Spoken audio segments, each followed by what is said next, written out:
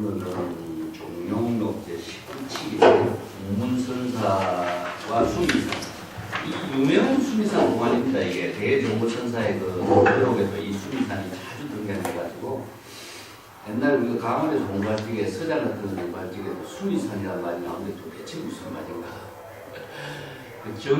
조주의 정전백수야, 뜰 앞에 잣나무, 수미자, 동산의 마산건, 이런 공안은 이제 어려운 난제 중에 난제의 공안인 건데, 여기 문문의 수미산이 이제 이 종명록 19척이 있지. 자, 시중 아예 소양 신정기요 일생 여인 발정계니 위신유시야오 계문의 철출교문이라 당로에 착성함정하니 시간 변간하라. 이건 이제 시중의 본문은 만송선사가 이제 이 본칙 공안에 대해서 대중들에게 먼저 제시하고 있는 본문이에요. 만송선사가 대중에게 제시한 본문이다. 나는 운문선사가 여기서 소양신정은 전부 다 지명이지만은 운문선사를 지칭하는 말이에요. 그렇기 때문에 운문선사가 거주하는 곳이 소양이었고 신정이라고 하는 또 지명인데 여기서 목주선사의 그 문화에서 한 경지를 깨달은 그런 지역이기 때문에 이것도 이제 목주선사가 머물던 곳을 신정이라고 해요. 그래서 여기에서는 소양신정이라는 것은 지명이지만은 운문선사를 지칭해요. 그래서 운문선사가 수행자들의 근기에 맞추어서 제시한 선의 지혜를 좋아한다. 성기의 지혜를 좋아한다. 그래서 뭐냐면 선이라고 하는 말을 굳이 쓰는 이유가 선은 바로 진여본심의 지혜니까 진여본심의 지혜로 방편법문을 통해서 수행자들의 여러 선병을 지도하고 선병을 지적하고 치료해주는 법문을 쓰라는 것을 성기의 지혜라고 합니다. 그래서 운문선사는 한평생 수행자들의 신병, 즉 참선 수행하면서 생기는 병을 이제 중생의 병을 신병, 참선 수행하면서 생기는 병을 선병, 공의 법문을 잘못 이해해서 생기는 병을 공병, 이런 병이라는 말을 붙여요. 그래서 병을 치료하는 그런 선지식의 의사의 역할을 하고 있다. 그래서 이제 대의왕이라는 말을 세존을 대의왕이라고 비유한 데서 이런 말을 들어 이제 쓰죠. 수행자들의 신병인 못과 말뚝을 뽑아주었다. 못은 무엇이냐면은 대상 경계의 어느나 문자에 집착하고 있어 못이 박힌 것처럼 꼭 박혀서 집착하고 있는 것을 표현하고, 쐐기라고 하는 또 말뚝도 마찬가지죠. 말뚝도 이렇게 박혀 있는 것이기 때문에 그 집착하고 사견과 편견과 집착을 못과 말뚝으로 비유하는 거예요. 그래서 못과 말뚝을 빼주는 그런 역할을 해줬다.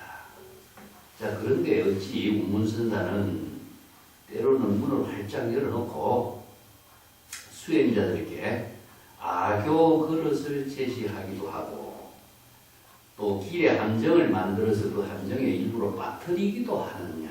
그 악교 그릇은 무엇이냐면요, 손을 대면은 접착해버리기 때문에 그 자유를 잃어버리게 만들어요. 그렇기 때문에 악교 그릇은 뭐, 여기서 이야기하는 악교 그릇은 뭐냐, 다른 사람들이 도대체 무슨 말인지 이해하기 어려운 법문, 수미산이라는 법문을 악교 그릇에다 비유해놨어. 그리고 수미산이라는 법문을 또 여기서는 함정에다 비유를 해버린 거예요. 그 많은 사람들이 잘못 수미산이라는 말을 사량분별로 접근했다면 어떻게 되느냐, 거기에 악교에 들어붙게 돼버리고 함정에 빠지게 되는 거야. 자, 그렇기 때문에 그 법문을 중생심으로 접근하면 안 되는 법문을 제시하고 있다, 이런 의미도 돼요. 그래서 운문선사의 법문이 일자 법문이 많아요. 부처와 조사를 죽이고 부모를 죽이면은 부처님전에 참회를 하면 되는데 부처와 조사를 죽이면 어디 가서 참회해야 됩니까? 이런 말을 하거든. 그럴 때 운문선사는 로라고 하는 한마디를 잡고, 근데 그것은 아니면 관. 이게 운문선사의 법문은 일자 법문, 일자관이라 그래요. 하나의 글자로서 설의 관문을 만들어서 있고 이 일자관을 뜯지 못하면은 운문의 본래 면목, 운문의 지혜를 체득할 수 없다. 이건 수미산도 마찬가지예요. 일자관이라. 그래서 이제 로라고 하는 말은 무엇이냐면은 공의 세계를 로라 그래요. 일체 아공, 극공, 일체 개공의 경지를 이루면은 참여는 저절로 이루어지는 것이지 대상을 향해서 참여하는 것이 아니라 이런 뜻이거든. 여기는 이제 수미산이라고 하는 공안을 제시하는 본칙에 대해서 문을 활짝 열어놓고 누구라도 이 법문을 깨달아 체득할 수 있도록 선문을 열어놓고 악교 덩어리를 악교 그릇을 제시하고 있다. 자, 잘못 접근하다가는 악교에 붙어가지고 자신의 모든 것을 자유를 잃어버리게 하시고 함정에 빠지면은 또 함정에서 그 생사윤회의 함정에 빠진 것이 됩니다. 자, 이 운문선사의 법문이 이렇게 독자적인 특성을 지니고 있다. 근데 앞에서 나는 소양 신정의 운문선사의 성기작용을 참 나는 좋아한다. 이 말은 누가 썼느냐 하면요. 벽암록에 보면 설두중현선사가 이 말을 썼어요. 설두중현선사는 운문종 계통의 인물이에요. 사실은. 그런데 설두중현선사가 운문선사를 제일 존경해요. 그리고 운문선사의 독자적인 선기를 아주 좋아한다고 자기가 밝히고 있는 부분이 여기 있어요. 그래서 여기에는 이 수시는 설두중현선사가 한 말을 그대로 만송이 여기서 자기 자신도 이것을 인용하고 있는 거라 보면 돼요. 자, 운문선사가 수행자들에게 길을 문을 활짝 열어놓고 악교 그릇을 제시하기도 하고 길에다 감정을 파가지고 함정에 빠지게도 하는 이런 독자적인 성기를 제시하고 있는데 본칙공안에서는 운문선사가 이런 성기의 지혜를 제시하고 있는 그 문제점을 잘 살펴서 운문의 지혜를 깨달아 체득하여 보도록 하라. 이런 의미로 이제 여기에 시중법문을 했습니다. 이제 운문선사가 1페이지 밑에 내가 그 소양은 운문선사가 살던 그 지역이죠. 운문선사가 어디 살았냐면요. 육조 해능선사가 살던 지역이라. 그러니까 지금 말하면 중국의 소주 지방이에요. 소주. 그래서 소양 소주 지방이에요. 그래서 육조 해능이 살던 그곳이 운문선사가 부활을 펼친 곳인데 재미나는 게 운문선사가 송고성전에는 전기가 없어요. 그 다른 선생들은 다 송고성전에 거의 다 전기를 실어놨는데 송고성전에 운문선사의 전기가 없어. 그래서 이걸 비판한 사람이 누구냐 하면은 각본선사예요. 그래서 성중의 왕 운문선사를 왜 송고성전에 전기를 실지 않는가 이렇게 비난하는 사람이 있어요. 그래서 이제 우리가 중국 선에서 볼 적에 조주와 운문의 선이 정말 대단한 지혜를 제시하는 그 안목을 중에서 대표적인 인물이거든요. 그 종룡록하고 벽암록에 제일 많이 등장하고 있는 사람이 누구냐? 조주와 운문선사예요. 그래서 성중의 왕이라 그래. 선성의 가운데 왕이라고 운문선사를 그렇게 칭해요. 그 1페이지 맨 밑에 보면은 소양신정의 성기, 이거는 운문선사의 독자적인 가풍을 이렇게 표현했는데 소양은 운문선사가 주지로 살던 소주 남쪽의 운문산, 소양산이고 신정은 절강산인데 황백선사의 제자 목주선사가 있어요. 목주가 진존숙이라고 그러는데 목주선사의 문화에서 맨 처음에 운문선사가 참선 수행해서 방문했을 때에 운문선사가 덩치가 굉장히 크던가 몸체가. 근데 목주선사는 또 성기가 얼마만큼 뛰어났냐면은 임재나 목주 같은 사람들은 한마디로 방망이를 잘 휘두른다거나 그런 그 몸으로 행동으로 이렇게 성기를 펼치는 그런 기지가 있던가. 그래서 이제 두 사람이 대화하다가 운문선사가 나가려고 하는데 문을 채 나가기도 전에 목주선사가 방문을 닫아 보니까 문이 문사에 발이 문사에 끼어버려요. 그게 얼마나 아프겠어. 아픈 그 찰나에 운문선사를 깨달아. 이게 통호라 그래, 통호. 그래서 아픈 통증을 통해서 깨닫는 것을 통호라 그래. 이제 부지선사에게 그 동자가 손가락을 제시하는 때 손가락을 칼로 자르지, 그지? 그때 동자가 깨달은 것도 통호라 그래. 그리고 이제 깨달음의 체험적인 사실을 아픔을 느끼면서 깨달음을 취하는 것은 아픔을 느끼면서는 완전히 삼매에 빠진 거거든. 그 경지에서 깨닫는 거 아니면은 이제 소리를 듣고 깨닫는 거 청각형, 또 대상 경계의 사물을 보고 깨닫는 거 시각형, 이렇게 이제 깨달음의 그 체험적인 사실을 여기까지 분류를 하고 있어요. 그때 이제 발이 끼어가지고 발을 크게 다치면서 깨달음을 얻어. 그래서 이제 목주선사의 이런 성기를 운문선사가 많이 활용을 하고 있다. 이것이 이제 전등록에도 많이 기록을 전하겠습니다. 그래서 목주선사가 살던 데가 신정이라고 하는 지역이죠. 그래서 이제 소양 신정은 운문선사를 지칭하는데 이런 옛날 자기의 깨달음의 인연을 제시했던 선생들의 그 인연까지 연결해서 이런 말을 씁니다. 자, 이 페이지 쪽에도 자료를 보면은 철출교분이라고 하는 말은 인재록에도 나와요. 이 말은 한 개의 악교 그릇을 내놓는다. 이게 뭐냐, 선생들의 법문이 좀 어렵게 이야기하는 이유가 있어요. 중국인들이 갖고 있는 하나의 기지의 대화의 특징인데 쉽게 제시하면요 사람들이 문제의식을 갖지 않고 그걸 가지고 참선하려고 하는 그런 기지가 없어. 그렇기 때문에 삥 둘러서 이야기합니다. 삥 둘러서. 이거 영교라 그러는데 삥 둘러서 이야기해서 한참 사유해야 그 본질을 이해할 수 있도록 하는 법문을 중국시가 또 그래. 그래서 이제 그런 그 선문답의 특징을 이제 악교 덩어리를 제시하고 있다. 근데 이 잘못 손을 대면은 손이 붙어가지고 함부로 손을 댈 수가 없어요. 그래서 악교 덩어리라는 이런 말을 쓰고 있습니다.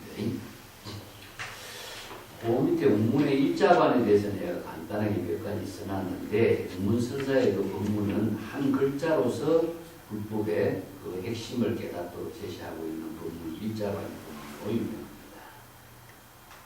그 다음 운문의 상구 법문도 있는데 상구 법문은 나중에 아는 데가 언급을 다시 했으니까 내용을 써도 가고 원칙 봅시다. 자료 3페이지에 보면은 원칙이 이 원칙은 굉장히 간단해요. 성문, 운문, 선사하니 불기일련, 환유, 가야, 무아. 어떤 수행승이 운문선사에게 불기일령 한 생각의 번뇌망념이 일어나지 않았을 때에도 도리어 그런 상태에서도 허물이 있습니까? 이런 질문이에요. 여기서 허물은 무엇이냐 하면은 생사윤회에 타락하는 허물이에요. 그래서 불교에서는 죄과라는 말을 쓰는데 죄과나 죄자란 말은 허물이란 말인데 불교 단중에 이제 이 말을 써요. 죄과. 그래서 신수가 오조 홍인선사에게 찾아왔고 개송을 네가 이 개송을 썼느냐 하는데 예 죄과 제가 이것은 제가 어떤 허물이 있습니까? 좀 살펴봐 주십시오. 이런 말 쓰거든. 여기서 허물은 무엇이냐 하면은 생사윤회에 타락하는 허물. 생사윤회에 타락하는 업이 있느냐. 이게 한마디로 봐서 망신과 망념으로서 작용하는 허물이 있느냐 이런 말이에요. 세간에서 허물 같은 뭐죠? 바로 죄가 벌을 받는 허물인데 불교에서 이야기하고 있는 허물은 생사윤회에 타락하는 허물, 생사윤회에 타락해서 죄업을 받는 그런 허물이 있느냐 이것을 지금 질문하고 있는 거예요. 과라는 말을 죄과의 줄임말이 과야 돼요. 자, 망념이 일어나지 않는 경지라고 한다면 허물이 있을 수 있겠느냐 이 말이야. 망념이 일어나면은 생사윤회에 허물이 되는데 망념이 일어나지 않는 상태에도 생사윤회에 타락하는 허물이 과거가 있습니까? 이 질문한 거예요. 자, 그래서 망념을 자각하면 깨달이고 망념이 일어나지 않는 경지를 본래 무념의 경지인데 즉 망념이 일어나지 않으면 본래 무념이거든. 그래서 우리 진여는 본래 무념의 세계. 그래서 본래 무념을 본래 열반이라고 하고 그래서 본래 해탈이라고 이런 말 써요. 그 진여를. 그런데 망념이 일어나지 않는 그 상태에도 허물이 있습니까? 이걸 질문을 하고 있는 거죠. 그러니까 운문선사는 수미산이다. 이 한마디에 딱이야. 그래서 이 공안이 어려운 공안, 난제 중의 공안이에요. 자, 위에 수행성의 질문에 대해서 은청행탁하니다. 말은 아주 맑고 깨끗한 말을 하는데 그대가 심행은 아주 번뇌 망념으로 혼탁한 사람이다. 이런 뜻입니다. 말은 번뇌 망념이 일어나지 않는 경지에 허물이 있는가? 이렇게 질문하시니까 말은 아주 맑고 깨끗하고 번뇌 망념이 일어나지 않는 상태가 되죠. 그런데 그 질문은 깨끗한 것처럼 보이지만은 그 질문을 하는 그대의 마음 작용은 무엇이냐? 바로 차별 분별심에 떨어져 있는 놈이다. 이런 데서 비판합니다. 자, 그 왜 이런 말을 했는가? 이 질문을 파악을 하지 못하면요, 운문의 수미산의 본문의 내용을 파악할 수 없어요. 네. 자, 여기서는 운문선사는 망념이 있느냐 없느냐, 허물이 있느냐 없느냐 질문을 했기 때문에 보통 사람은 어떻게 해요? 있다고 대답하면 어떻게 되죠? 있다라고 하는 차별상이 떨어지고 없다고 대답하면 또 차별상이 떨어져요. 그렇기 때문에 운민선사의 대답은 있다 없다라고 대답을 하는 것은 이건 선문답이 아니야. 이거는 세간에서 하는 거예요. 그렇기 때문에 있다 없다라고 하는 두 차별상을 초월한 선문답이 운문선사는 뭐겠어요? 수미산이라는 말이에요. 그래서 수미산이라는 말은 불교의 세계관을 이해를 해야 돼요. 그냥 수미산을 우리가 글을 갖고 수미산이라고 한다면 운문선사가 대답한 내용의 의미를 우리가 파악할 수가 없는 거죠. 자, 선문답은 우선 의미를 전달하는 겁니다. 의미를 전달해서 그 본질을 깨닫도록 제시하는 것이 방편법문의 의미이기 때문에 이것을 사량 분별하는 것이 아니라 그 법문의 방편법문의 뜻을 깨닫도록 제시하는 것이 방편법문이고요. 말은 말거나 행동은 심행입니다. 심행의 그 육체적인 행동을 말하는 것이 아니라 여기 심행을 말해요. 심행처멸이여 이런 말 쓰지, 그지? 심행체는 마음의 작용은 차별 분별에 떨어지는 문이다. 이런. 자, 그 밑에 내가 3페이지 밑에 불기일념 한 곡에다가 불기일념은 무엇이냐 하면은 한 생각의 번뇌 망념이 일어나지 않은 부처의 세계다. 이건 이제 화엄용에서도 이 말을 자주 썼고, 비실론 같은 망심이 일어나면은 모든 법이 일어나지 않고 이런 말을 듣는 일심이 일어나지 않으면 만법이 허물이 없는 경지가 바로 부처의 지혜 경지거든. 그런데 부처의 경지에서 또 허물이 있는가? 이런 질문을 한 거죠. 근데 이런 질문한 그 자체가 벌써 언어를 대상으로 분별하는 질문인 거예요. 이게 언어를 대상으로 분별하는 질문 그 자체는 자신의 말은 깨끗한 것 같은데 자신의 마음으로서는 분별심을 가지고 이 질문을 제시하고 있어요. 그래서 마음은 차별 분별심에 혼탁한 상태다. 이런 말을 벌써 쓰는 거죠. 그 4페이지 일단 먼저 넘어가. 4페이지 내가 매도에 보면은 전명록 12동의 치주수륙선사에게 어떤 수행생이 한 생각에 망명에 일을 기지 않을 때 어떠합니까? 하니까 수류화장은 쓸모없는 놈이다. 이렇게 말해요. 그래서 망념이 일어나지 않는 경지가 사실은 부처의 세계인 것 같지만 망념이 일어나지 않는 경지에서 사는 것은 아무 쓸모없는 거거든요. 그렇기 때문에 유마경에 이런 말이 있어. 부처를 이루는 인연이 무엇인가 하는 거지. 망념을 자각했을 때 부처가 이루어지는 것인데 망념이 일어나지 않는 상태는 무엇이냐. 죽은 고목나무 같아요. 예. 그러니까 공에 그걸 이제 사함이라고 해요. 사함.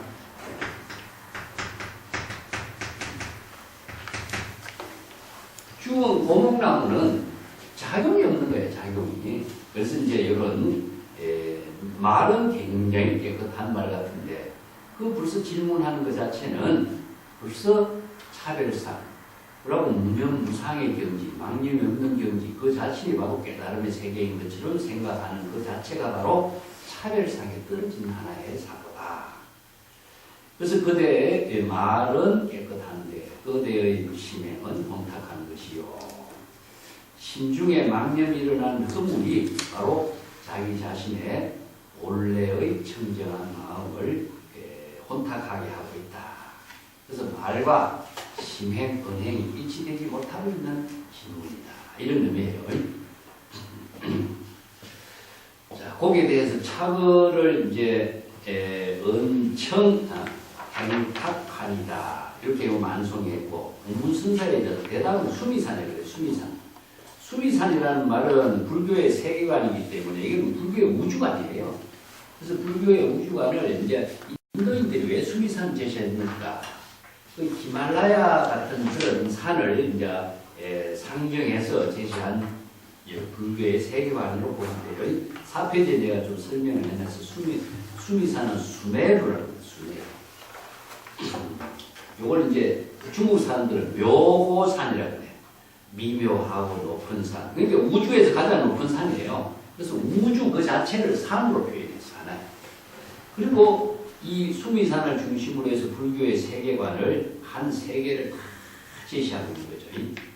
거기에 내가 간단하게 우선 읽어볼게요. 수미산은 묘고산, 묘강산, 뭐 안명산, 적선산 이런 이제 여러 가지 번역하는데 고대 인도의 우주관으로 한 세계 중앙에 금융에 위치하고 있고 수면위의 높이 넓이 각 8만 유순이고 동쪽에는 황금, 남쪽에는 화려, 서쪽에는 백은, 북쪽에는 유리로 이루어져 있다. 그 사방 주위에는 향수해가 있고 칠금산이 있고 칠금산 동서남북에 중생이 거주하는 4대주가 있는데 우리가 인간이 살고 있는 데가 남섬부주죠. 동서남북의 4대주가 섬을 숨이 이제 향수해를 중심으로 해서 이루어져요. 그래서 불교에서 바닥하면은요, 동해, 서해, 남해 바닥이 됩니다. 여기에 해인산면, 수미산을 중심으로 한 해인산이에요. 이게 우주 전체가 다 비추는 산이에요. 그게 바다를 말하는 것이지, 동서남북에 있는 그 바다를 해인산이라고 하네요. 그래서 해인산면은 진여산면을 말하는데, 자, 이거 수미산을 진여로 보면 돼요. 진여로.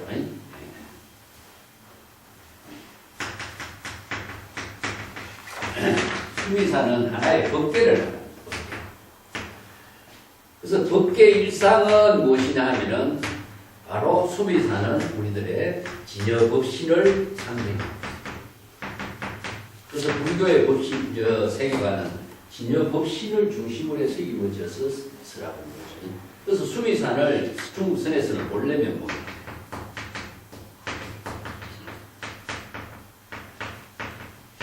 똑같은 말이죠. 법계와 하나 된 경지나 수미산이나 똑같은 말. 수미산 그 자체가 하나의 법계이기 때문에 법계를 깨달은 경지를 제시한 거예요. 법계를 깨달아 체득하지 않으면은 이런 경지는 이루어지지 않는다. 그 말로서 수미산이라는 말을 그렇게도 말을 이해하기도 어렵고 이 문문의 법문은 정말 차원이 다른 차원에서 이 법문을 제시하고 있어요. 그 아비달마 구사론이라든가 이런 데서 이제 불교 세계관에서 수미산에 대해서 여러 가지로 설명을 하고 있습니다만은 여기에 전문답의 핵심은 수미산은 본래 면목이다. 이렇게 이해를 하고 넘어갑시다. 자, 일념의 번뇌 망념이 일어나지 않을 때 생사윤회에 타락하는 과거가 있습니까? 질문했을 때 수미산이라고 대답합니다. 번뇌 망념이 일어나지 않는 상태는 공의 상태입니다. 왜 그 사안이냐 하면은 불교에서 이제 자 이것을 공의 경계를 흑공에다 비유하는데 흑공이라고 하는 것은 망념이 없는 상태가 이제 비유돼 주죠. 이게 일념의 건대 망념이었지만 흑공은 그냥 빈 상태예요. 빈 상태의 의미는 무엇이냐 하면은 한마디로 해서 허무 그 자체예요. 허무. 요건 이제 뭐 니힐리즘적인 사고예요. 요건 이제 정막이라고 하는 것은 정막의 힘은 생명이 없다는 거죠. 불공에 작용이 있어야 되는데 흑공 그 자체는 생명에 작용하는 힘이 없다는 거예요. 빈 상태만 이야기해요. 그래서 불교에서 공의 본문을 정공이라고 하는데 이 정공에 떨어진 것은 흑공의 허무에 떨어진 것 같아요. 그래서 이제 공은 항상 불공과 같이 수반되어야 돼요. 그래서 법계와 하나 된 지혜는 망념이 비워진 공과 만화의 지혜가 작용하는 힘이 함께 이루어져야 돼요. 이것이 이루어지지 않으면은 수미산과 본래면목의 지혜가 공과 불공으로 이루어지는데 단순히 망념이 없는 상태가 되면은 공의 상태가 되거든요. 그래서 공의 상태는 하나의 불공과의 관계 아니면은 금과의 관계에 달하게 됩니다.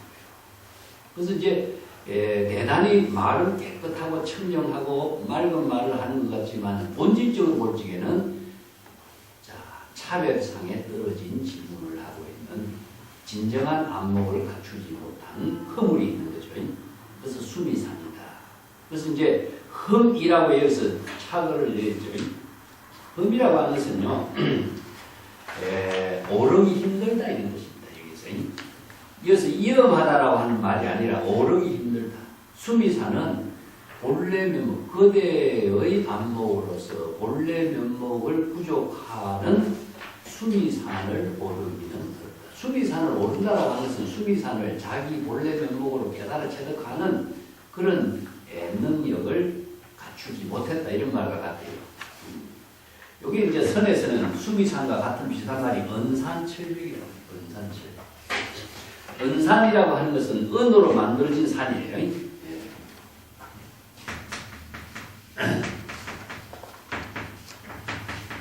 철은 쇠로 만들어진 벽이에요.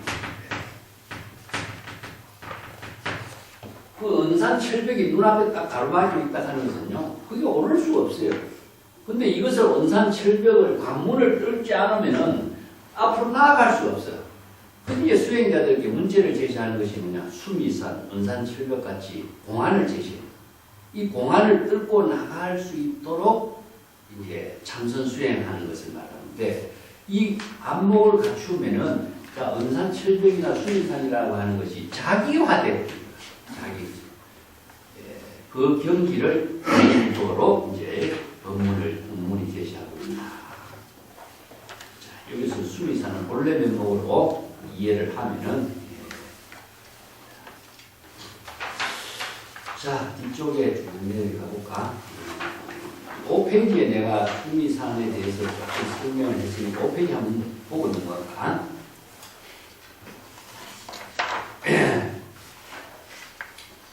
수미산을 중심으로 해서 이제 한 세계가 모인 삼천대천 세계를 설명해요.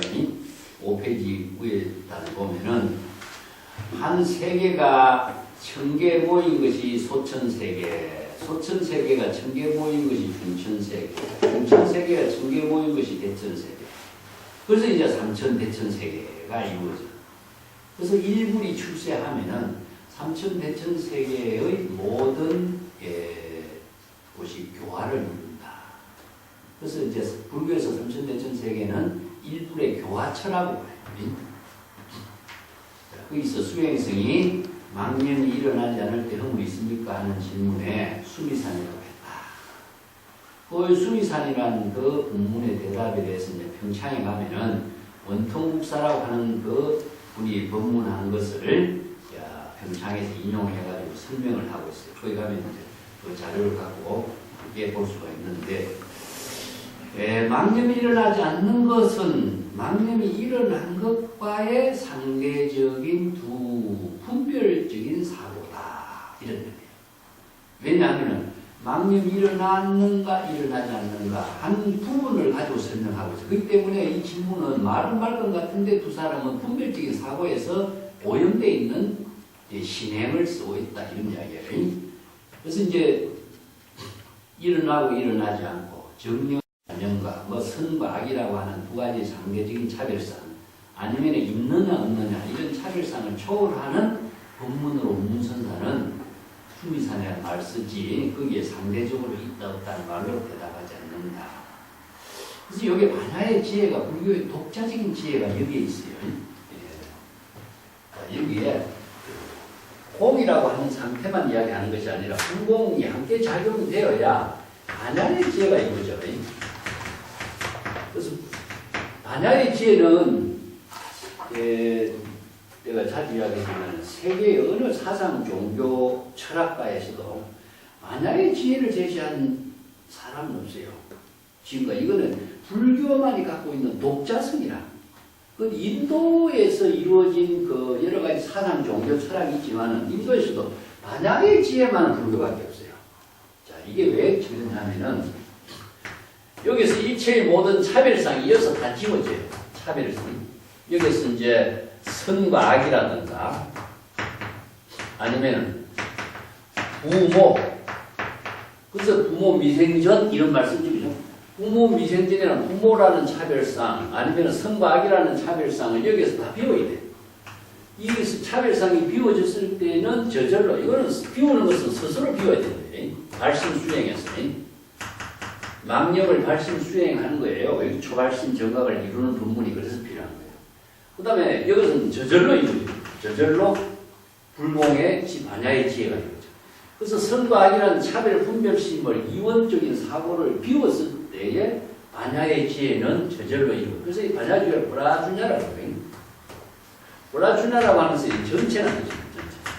뭐냐? 바로 본래 면목 전체가 지혜로 작용하는 법문이에요. 그래서 선의 법문이나 불교의 반야의 지혜는 법계와 하나된 경지에서 이루어지는 지혜다. 그래서 이제 두 가지 상대적인 차별상을 모두 초월하는 지혜를 제시했기 때문에 이제 본래 면목, 수미산, 선의 지혜, 뭐 반야의 지혜 이런 말 써요. 모든 세간에서는 이 두 가지 차별상에서부터 문제를 해결하려고 애쓰는 거예요. 선과 악이라든가 옳고 그름이라든가 아니면은 망념이 일어나느냐 일어나지 않느냐는 문제. 이거 심리학자들이 보는 모든 세계는 이게 상대성에서 못 벗어나는데 그 상대적인 문제는 상대적인 문제를 통해서 또 다른 상대적인 문제를 만들어가는 병까지도 있어. 근데 그 병을 근원에서 비우는 것이 이제 반야의 지혜를 이루는 부분이에요. 그래서 이 참선 수행이라든가 이런 것은 이런 반야의 지혜를 이루게 하는 힘을 말해요. 그래서 이제 그 법문이 운문선사는 수미산이다. 이 한 법문으로 본래 면목을 깨달아 체득했을 때에 망념이 일어나고 일어나지 않고 관계하지 않고 본래 면목의 지혜로 자기 본분사의 삶을 사는 것. 자, 요게 불교에서 이제 다른 말을 한다면은 선과 악이라는 차별상을 비우는 것 자체는 뭡니까? 이거 구도거든요. 이건 구도. 자기 자신을 지혜로 이루게 하는 구도인 것이고 또 반야의 지혜로서 불공의 지혜가 작용하는 반야의 지혜로 저절로 삶을 사는 것이 뭐냐? 이건 낙도가 됩니다. 자, 그렇기 때문에 구도와 낙도가 동시에 이루어지는 것을 다른 말로 한다면 뭐예요? 살인도, 화인도예요. 그래서 구도를 발심 수행을 통해서 구도의 자각이 이루어지면은 구도 그 자체만을 목적으로 둔다면은 이것은 낙도가 이루어지는 열반의 경지에 삶이 이루어지지 않아요. 그래서 본래 면목은 이 문제를 본래 면목은 바로 본래 자신의 지혜로운 삶을 본분사로 사는 경지를 이제 본래 면목으로 제시하는 선생들이 일체의 상대적인 차별상을 모두 비우고 반야의 지혜인 본래 면목으로 수미산을 깨달아 체득해서 자기 본래 면목의 지혜로운 삶을 실행하도록 하라. 이런 의미로 이제 운문선사는 수미산이라는 이 법문을 제시하는 거죠.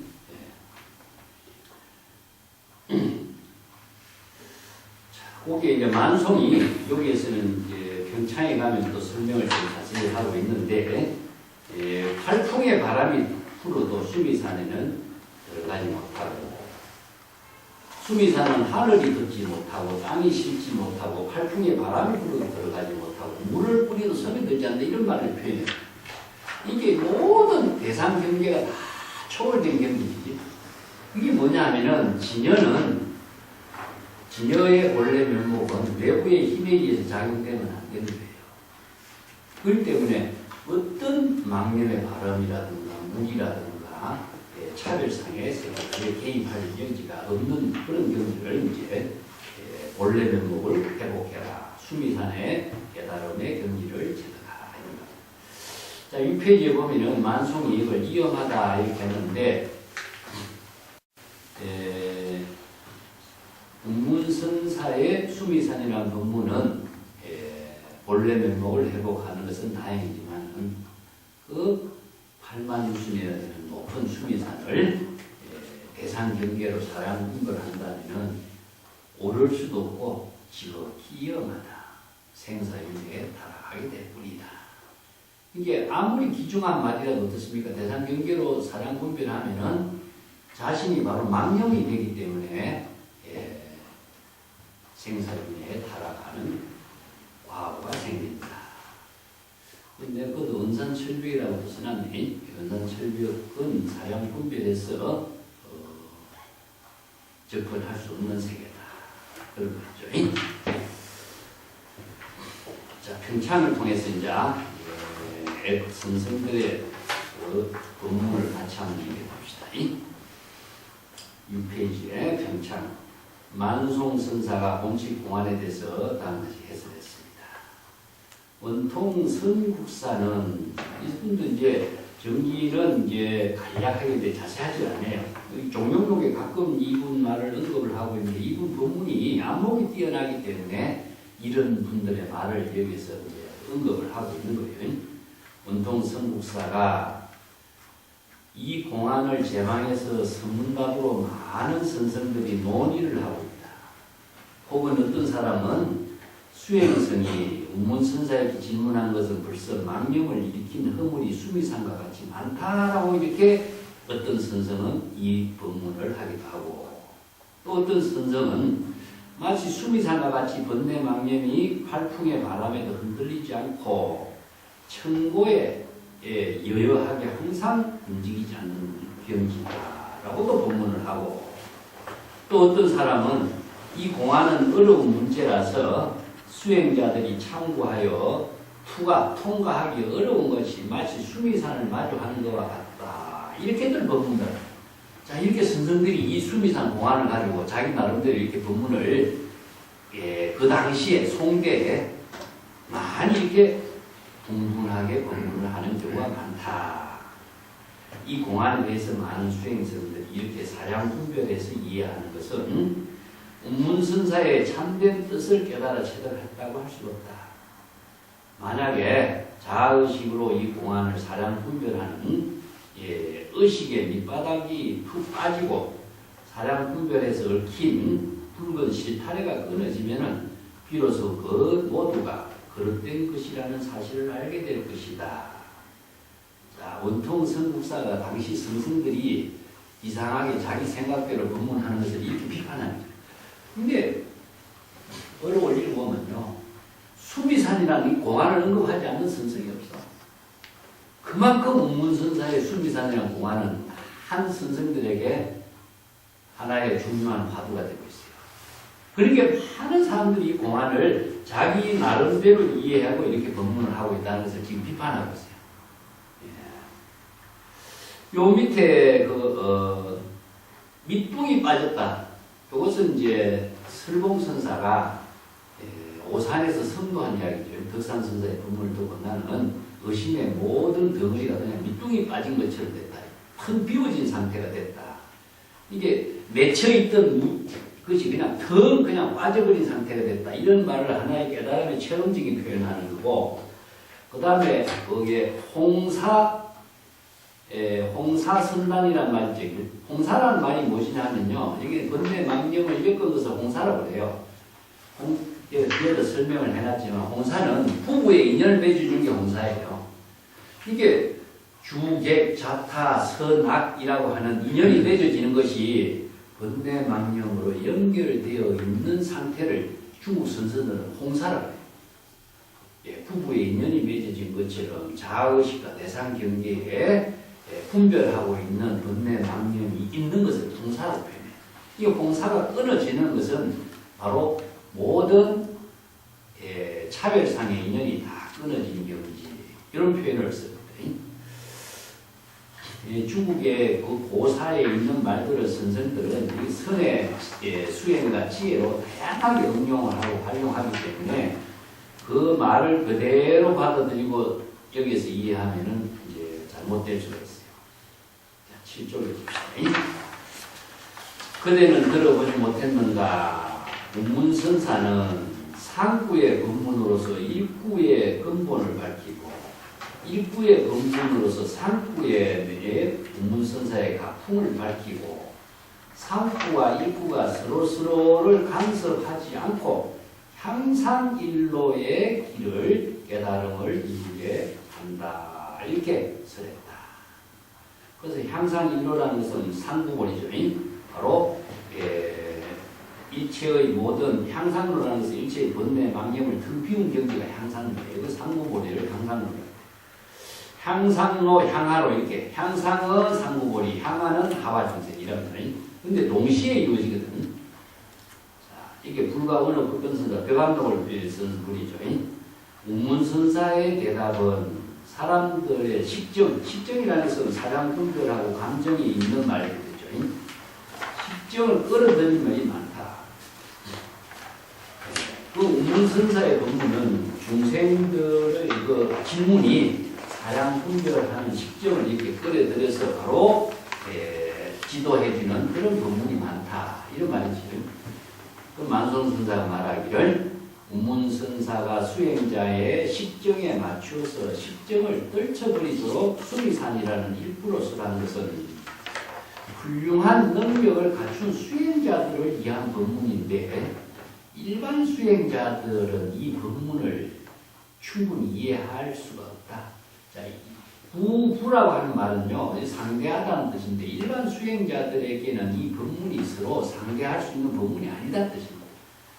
안목을 갖춘 수행자에게만이 통하는 법문인데 일반 아류의 선생들은 이 법문의 뜻을 전혀 이해를 못하기 때문이다. 이런 말이에요.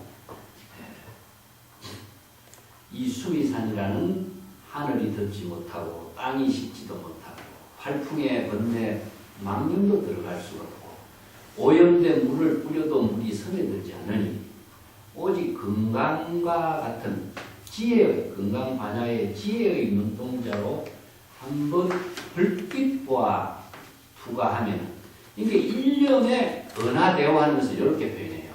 일념에 은하대오해서 곧바로 이 공안의 모든 문제를 다 통과해버리면 자유자재한 경지를 이룰 것이고 마침내 자아의식의 번뇌 망념이 먼지처럼 막 부서져 흩어지게 될 것이다.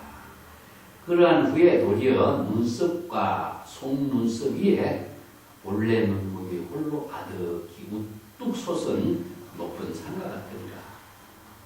수미산이 우뚝 솟은 여기 본래 눈목으로 비유했는데 여기서는 굉장히 은유적인 표현을 해서 내가 의역을 했어요. 여기 우리가 앞에서도 우리 봤지 이제 눈썹 위에 뭐가 있어요? 눈썹 위에 눈 위에 눈썹이 있지. 눈썹을 본래 면목에 비유합니다. 코를 본래 면목에 비유하는데 자, 요 눈썹 위에 우뚝이 솟았다는 본래 면목 전체를 여기서 표현해요. 수미산과 같이. 자, 1구와 3구의 법문은 문선사의 법문은 1구 가운데 3구를 모두 구비하고 있다. 이런 말이 이제 운문의 가품으로 전하고 있는데 이것은 운문의 제자 덕산영밀 선사가 오가종지 찬유라고 하는 자료에 이 자료를 정리하고 있어요. 그래서 내가 운문의 그 가풍을 이해하는 데 중요하기 때문에 이걸 내가 적었는데 1구, 2구, 3구가 있었지. 함의 근본은 무엇이냐? 함과 함의 뚜껑이 하나가 되는 거. 이게 천지가 하나가 되는 거. 이 불이일체를 말해요. 일여의 경지를 이루는 법문이다 하는 거고, 두 번째는 절단 중류. 중류는 중생의 번뇌 망념의 물줄기이기 때문에 중생의 번뇌 망념의 물줄기를 차단시켜주는 법문이다. 예. 세 번째는 수파충랑요. 자, 다가오는 파도를 거역하지 않고 그 파도에 맞추어서 파도를 타고 방편 법문을 써요. 그래서 수행자의 근기에 맞추어서 거기에 수행자의 요구에 응해서 법문을 설해주는 것을 여기에 파도를 타고 법문을 설한다. 그리고 파도를 타고 유의하는 법문을 하는 거다. 이게 수연행을 이렇게 표현합니다. 우리가 오늘 법권선사 이야기는 이제 벽학록에 있는 것이기 때문에 그것을 여기 인용하고 있다 봅니다. 예, 말이 문장이 평창의 말이 굉장히 어려운 문장으로 되어 있어요. 그래서 내가 그 내용을 하나하나 전부 다 역주를 달아가면서 오해를 하지 않도록 오역이 없도록 하기 위해서 내가 이렇게 역주를 전부 다 달아놨어요. 내용도 글자대로 번역하면 이해가 잘 안 되기 때문에 그래서 의역을 좀 해버렸습니다.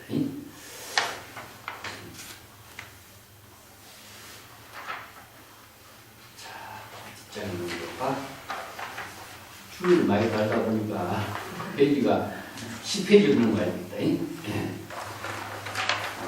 자, 배군수단 선사가 이 수미산 공안에 대해서 개성을 읽었어요. 배군수단 선사는 또 이게 인계종 계통의 유명한 오조보견 선사의 스승이고, 당말 송초에 임재종을 제흥한 인물 중에 한 사람입니다. 그래서 이 배운수단 선사가 개성을 수미사는 우주와 하나가 되었다. 우주가 하나가 되어서 우주를 막아버렸다. 그래서 색이라고 하는 것은 우주가 하나가 되어 막았으니, 막혔으니 하는 거, 막았으니 이렇게 하는 게 낫겠다. 이것은 불의의 세계를 말해요. 우주와 수미산은 불의의 세계입니다. 이게 수미산이 우주고 우주가 수미산인 거예요. 그래서 수미산이 우주를 콱 막아버렸어요. 그걸 표현하는데, 이 말이 이제 재미난 말들이 선생들의 그 본문에 가끔 나와요. 천수 대비 관세음보살의 지혜로서도 떫을 수가 없어. 그래서 천수 대비 관세음보살은 일체 중생을 다 구제하는 그런 원력을 가지고 있고 지혜와 자기의 힘을 가지고 있는데도 이 수미산의 관문을 뚫고 나갈 수 없다. 자, 스스로 거꾸로 소를 탈 줄 아는 사람이라면 일생 동안 남의 말에 따르고 집착하지 않으리라. 자, 수미산의 경지를 깨달아 체득할 수 있는 사람은 스스로 소를 거꾸로 탈 줄 아는 사람. 이거는 뭐냐면은 소를 뒤로 타고 한 사람의 그림이, 이거 노자 그림이 있어요. 우리 시부도 같으면은 동자가 소를 그냥 앞에 타고 가는데 노자의 그림에는 거꾸로 타고 가. 그래서 이제 이런 말을 쓰는데, 요 노자의 그림에 소를 타는 그림을 비교해가지고 선에서는 이것을 자유자재로 했습니다. 소를 앞으로 타는 것은 당연한 거고, 뒤로 탈 수 있는 것은 소는 뭐지가 본래의 자신의 본래 면목을 소에다 비유해요. 그래서 자기와 본래 면목이 자유자재의 불의의 경지를 이룬 것을 소를 거꾸로 탄다. 그래서 단순한 그림 이야기가 아니라 불교에서 소는 무엇이냐? 본래 면목 상징이에요. 그래서 본래 면목의 소를 자유자재로 활용할 수 있는 사람, 이거 소를 거꾸로 탈 수 있는 사람은 일생 동안 남의 말에 따르고 집착하지 않는 것, 자기의 독자적인 안목으로 독자적인 경지에서 삶을 살지, 남의 어느 문과를 가지고 어느 문자에 집착하고 사량 분별하지 않는다. 자, 이게 아무리 훌륭한 일부의 법문이라고 할지라도 그 일부의 법문을 자기가 대상 경계로 의식하면 자신이 중생이 되거든요. 자, 이어서 소는 우리가 심을 합니다. 심은 본래 면목을 말합니다. 진여 법신의 지혜를 소에다 비유시키고 있습니다. 그렇기 때문에 소를 자유자재하게 탄다는 것은 심우를 자유자재하게 자신의 본래 면목의 지혜로 삶을 살 수 있는 능력을 가요. 자, 유명한 말이 일부합주어 망급계력을이라고 했습니다. 유명한 항상 이런 구절들을 우리가 잘 기억을 해둬야 돼요.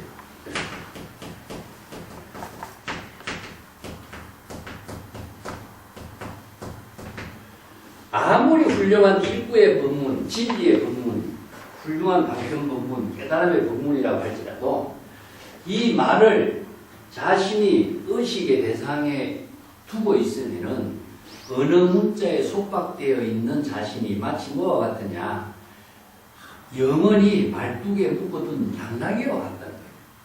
그렇기 때문에 자기 자신이 본래 면목의 지혜를 자유자재하게 펼칠 수가 없다, 이런 말이거든요. 그렇기 때문에 말을, 소를 거꾸로 탈 수 있는 자유자재한 경지, 본래 면목의 소를 자신이 자유자재하게 활용할 수 있는 능력을 갖춘다면은 일생 동안 다른 사람들 말이나 따르고 다른 사람의 말에 의거해서 자신의 삶을 사는 사람이 아니다, 이런 말을 전해주죠. 참, 배분수단 순자의 개송은 이 문문의 수미산에 대해서 정말 소를 비유시켜가지고 이 개송을 아주 은유적으로 아주 잘 읊었어요. 그러니까 이런 좋은 개송들을 선생들이 바르게 이해할 수 있도록 한창에서 제시해가지고 이 본칙공안을 잘 이해할 수 있도록 설명하는 거죠. 만송선사가 얼굴을 우러러보며 홀로 눈썹을 날리고 고개를 돌리고 혼자 손뼉을 친다. 자, 여기에서 뭡니까? 얼굴을 우러러다 하는 것은 수미산과 자기와 하나된 경지지. 나 역시 본래 면목의 지혜를 부족해서 우주 법계에 걸림없이 자유자재한 경지에서 혼자서 유의한 삶을 살고 있다. 이 만송도, 자, 배원선사 당신도 이렇게 읊었지만 나도 그런 경지에서 이런 삶을 살고 있다는 것을 이제 자기가 코멘트로 제시했어요. 자, 11쪽에 봅시다. 기산치화상이 이 개송을 또 읊었어요. 수미산의 개송을 읊었는데, 참 안목 있는 사람들은 중국 사람들이 시를 신이 아니면은 이 경지에 함께 동행을 못한, 동참을 못하는 것을 많은 개송의 선시들이 나오게 되는 거거든요. 근데 일반인들의 선시는 감정, 애정 이런 것이 나타나지만 선시에는 그게 있어서는 안 돼요. 그게 선시의 특징이 지혜를 제시하는 안목의 의미가 있어요. 기산치 화상이 개송을 얻기를 죄도 없는 사람을 투호하여 제명을 찾으니 적시의 중생심을 구금하여 몸과 목숨을 상실하게 했다. 죄를 진술하기 전에 생각이 구구하니 문 밖에서 그 본래 일을 알 수 있는 사람이 몇이나 될까. 자, 이 수미산 공안에 대해서 많은 사람들이 이제 이러쿵 저러쿵 자기 생각으로 사량 분별해가지고 이야기하고 있는데, 문 밖에서 그 본래 면목을 깨달아 제대할 사람이 몇 명이 될까요? 문 안에 들어가도 찾기 어려운데 문 밖에서 본래 면목에 대해서 이러쿵 저러쿵 대상을 두고 수미산을 가지고 이야기하는 선생이 무슨 본래 면목을 깨닫게 체득하겠느냐, 이걸 비판하고 있는 개성인데, 제명을 찾는다라고 하는 말은 자기 스스로 수미산이라고 하는 이 법문에 스스로 허물을 만들고 있다는 이야기입니다. 수행자, 질문한 사람들도 자기 스스로 허물을 만들어서 질문하고 있는 거예요. 내가 허물이 있는 거 없는가 질문하는 것이라, 허물을 가지고 자신이 나는 이런 허물을 갖고 있습니다라고 밝히는 것과 같다, 이 말이에요. 그것을 제명을 찾는다, 이런 말로서 표현하고 있어요. 망념을 일으켜서 질문을 하고 망념을 일으켜서 이 수미산에 대해서 이러쿵 저러쿵 이야기하는 사람, 이것은 전부 다 바로 문 밖에서 본래 면목을 찾으려고 하는 수행자들이다, 이렇게 이제 비판하는 거죠. 자, 개송을 보겠습니다. 천동경지선사의 개송을 어떻게 읊었는가. 불기이정 수미산이요, 이것은 본칙공안을 하나의 개송을 읊었어요. 한 생각에 번뇌 망념이 일어나지 않는 경지면 허물이 있습니까? 하니까 질문하니까 운문선사는 수미산이라고 대답했다.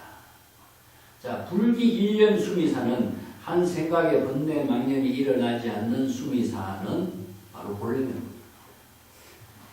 이 한 개성으로 본칙공안 전체를 읊었는데, 그래서 이제 천동갱지의 개성의 만송은 일구변요요 이렇게 이 한마디 일구의 법문으로서 이 본칙공안의 전체의 모든 법문은 다 마쳤다는 거예요.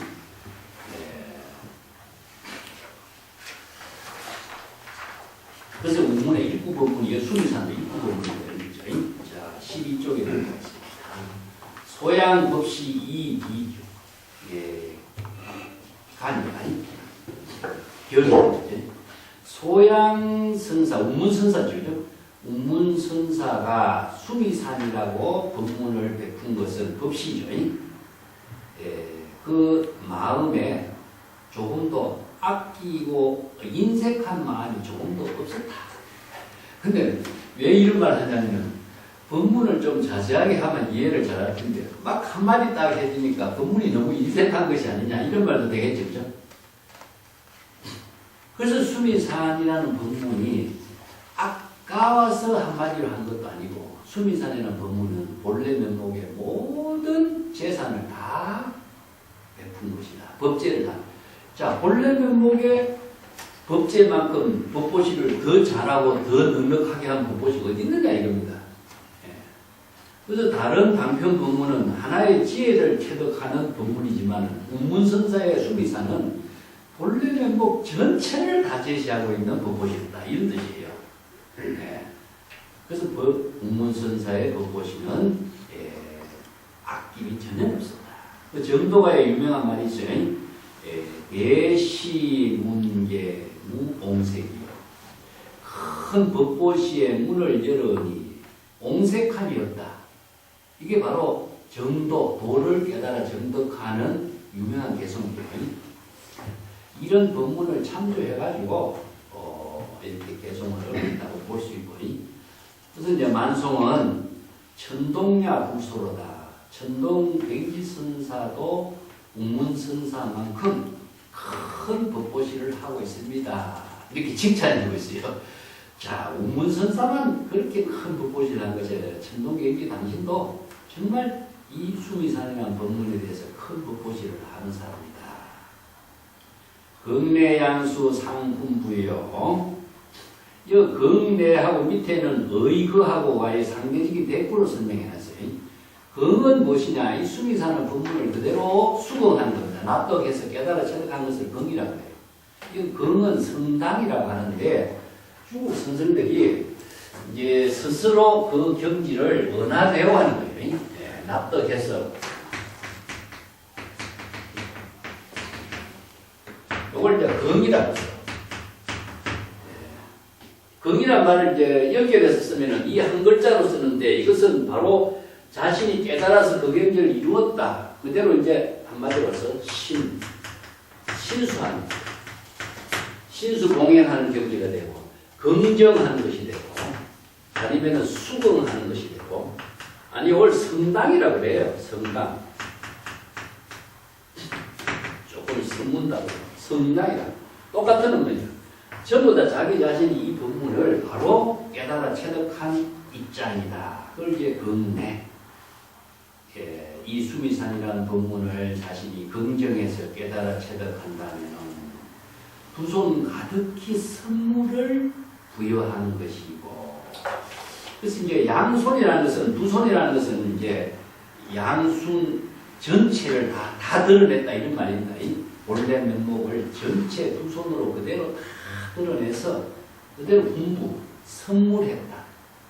부여했다 이런 말인데 다 드러낸 것이고, 운문선사가 원래 수미산이라고 하는 법문을 제시했는데 그 법문을 그대가 깨달아 체득한다면 운문선사가 수미산을 양손으로 제시한 수미산을 그대로 그대에게 다 선물한 것이고, 그대가 그 운문선사가 준 선물을 그대로 다 잘 받은 것이고 이런 의미예요.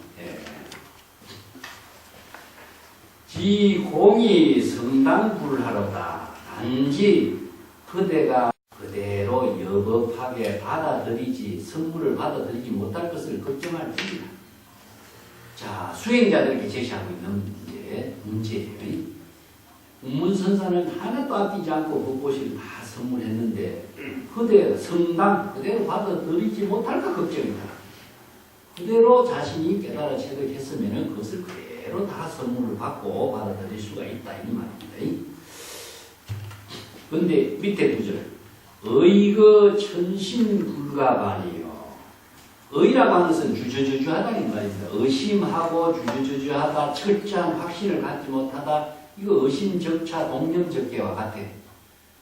그대가 그 운문선사가 제시한 수미사냐는 법문을 선물을 주는데도 그대로 받아들이지 못하고 받을까 말까 받아야 될까 말아야 될까 주저주저하고 의심하고 긍정을 하지 못한다면은 청길낭떠러지의 높은 산을 오를 수가 없으니 이게 수미산을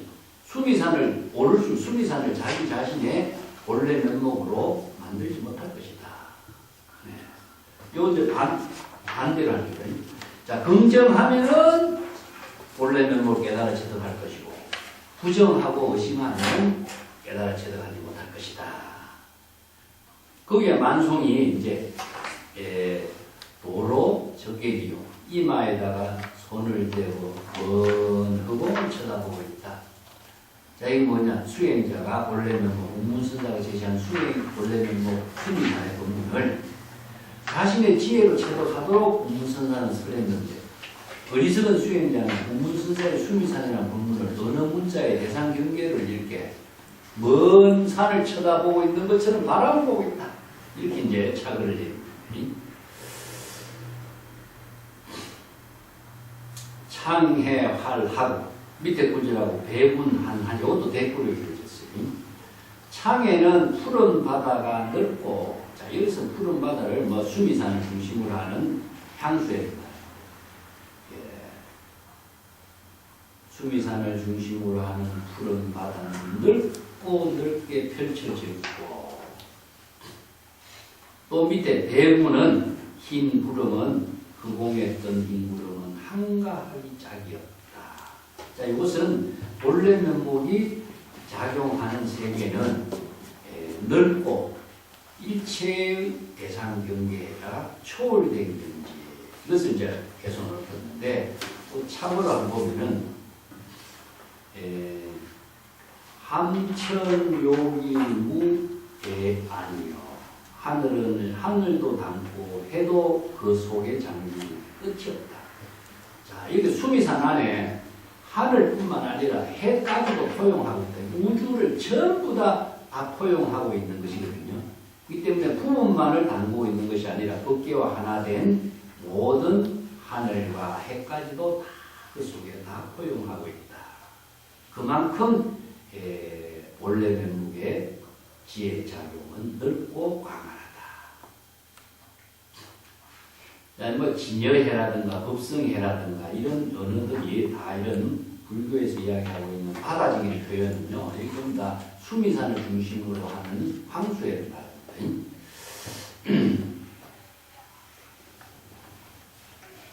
만송은 만송의 차근은 정도가의 차근과 정도가의 개송을 좀 참고해서 이렇게 읊었다고 참고가 되죠. 수미산을 중심으로 해서 태양과 하늘과 달, 수미산 그 가운데 태양이 그 동에서 서해로 넘어가는 그 천도의 그 실상을 불교의 우주관적인 입장을 만송자 읊고 있다고 보고 있습니다. 배분한이요 흰 구름은 한가하다. 이 한이라고 하는 것은요 무신과 같아요. 한은 무신과 같습니다.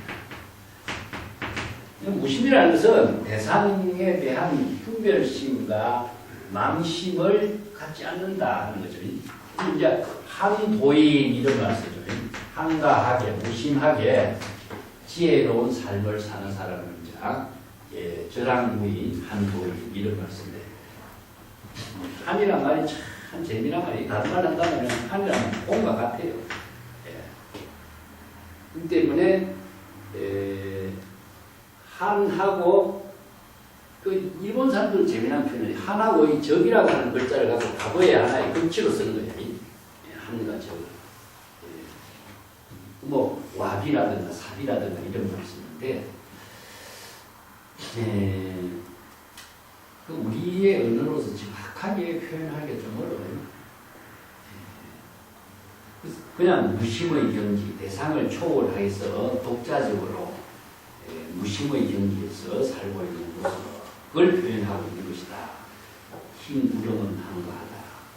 여기 이제 만송의 창에 반학 수풍 득 자유여. 이 말이 이제 또 그 한가한 그 배분의 흰 구름의 한가한 세계를 조금 동참한 의미로서 창을 넣었는데 14쪽에 내가 설명을 해놨습니다.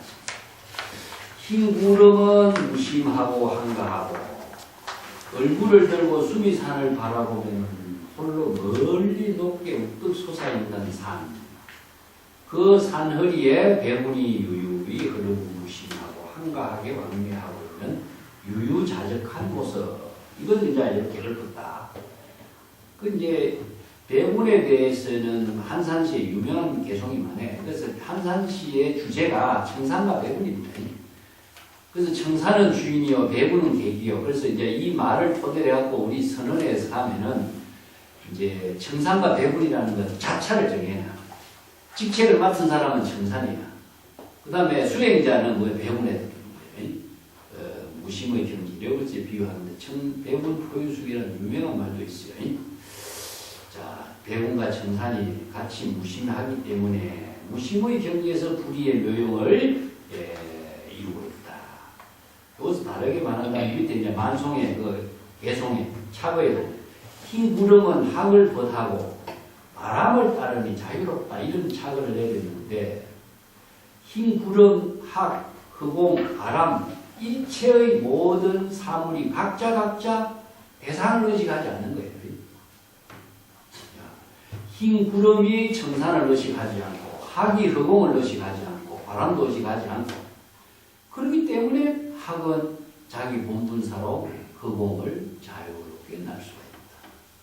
자, 다른 말을 한다면은 일체의 모든 만물이 각자 자기 본분사로 생명활동하기 때문에 무심의 경지에서 생명활동이 그래서 무심시도란 말을 그래서 쓰는데 강물은 흐르는 강물은 강을 의식하지 않는 거예요. 또 대상을 두지 않기 때문에 그냥 흐를 뿐이야.